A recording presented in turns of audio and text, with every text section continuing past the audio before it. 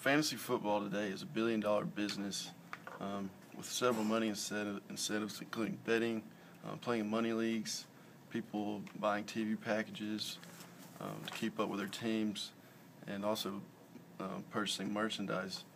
So my partner and myself, being active fantasy football players, decided to try to gain deeper insight into fantasy football player projections for the upcoming season.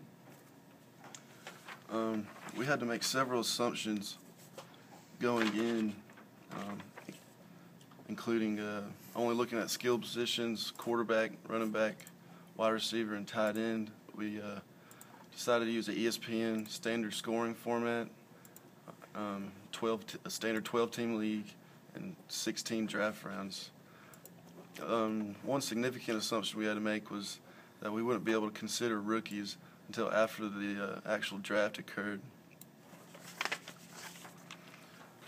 The method that we took to tackle this problem, just a broad overview, is we started with a data collection, then we went about cleaning and aggregating the data analysis and validation, and then eventually ranking players by position. We use several different websites to obtain our data, mainly NFL.com, YahooSports.com, and ProFootballReference.com. Yahoo.com was our choice because they had several statistics that other websites did not, primarily targets, which shows each time a receiver or running back has been thrown to. And this helped us with some of our factors that we formed. We initially received weekly statistics and then used RapidMiner to aggregate all of those, and also used RapidMiner to clean up some of the injury data that we received from ProFootballReference.com. Our main factors that we had for our players, we had an injury factor, an opportunity factor, points per touch factor, and a relationship factor.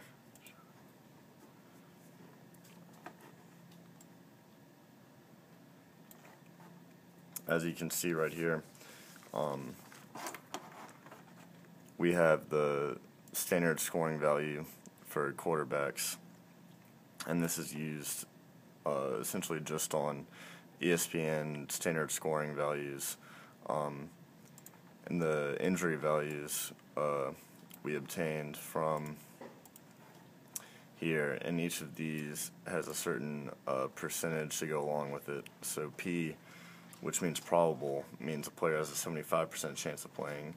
Q is questionable, which means 50%, and D is doubtful, which means 25% chance of playing.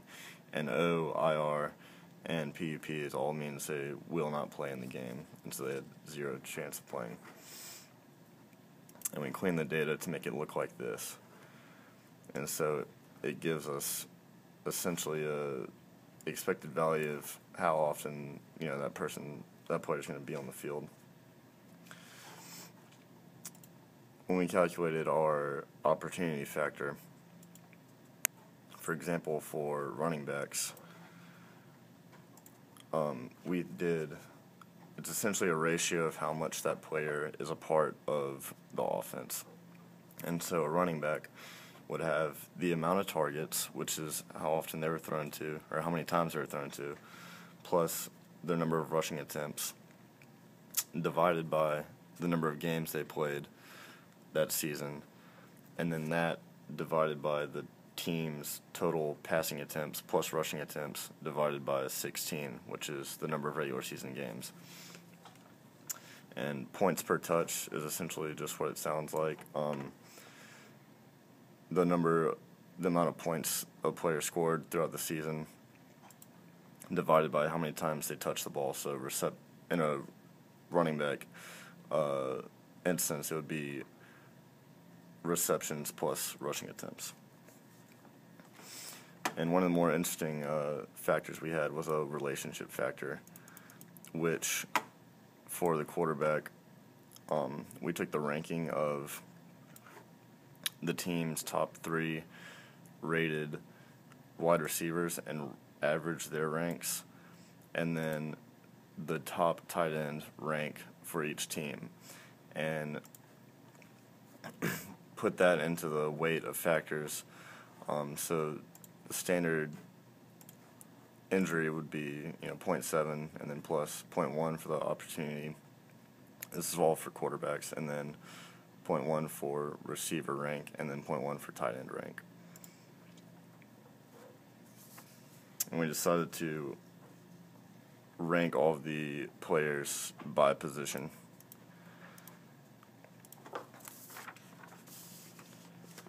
Another interesting thing we looked at was draft strategy.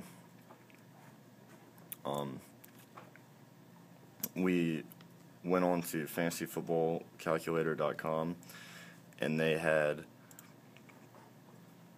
for the past 6 years, had 9,640 mock drafts, and for each draft, they showed the average pick that they had.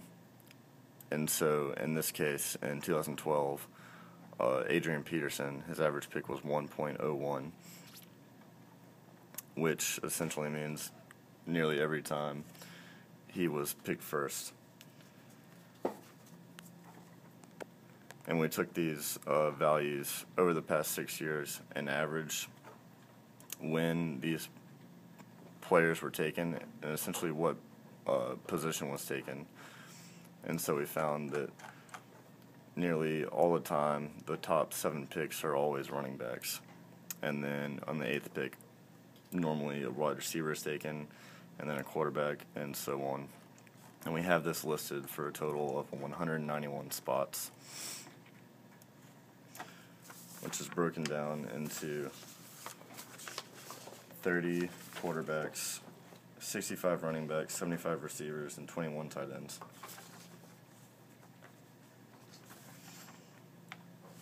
We also used Minitab to help validate our efforts.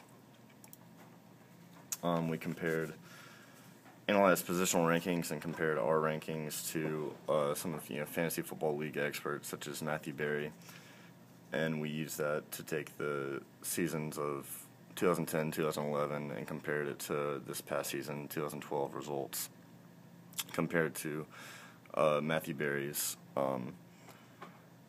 preseason 2012 rankings. And finally, we come to our results, which we used. We ranked each player by position, and then assigned their positional rankings to them, and then fitted in with the draft order we calculated from looking at all the past mock drafts.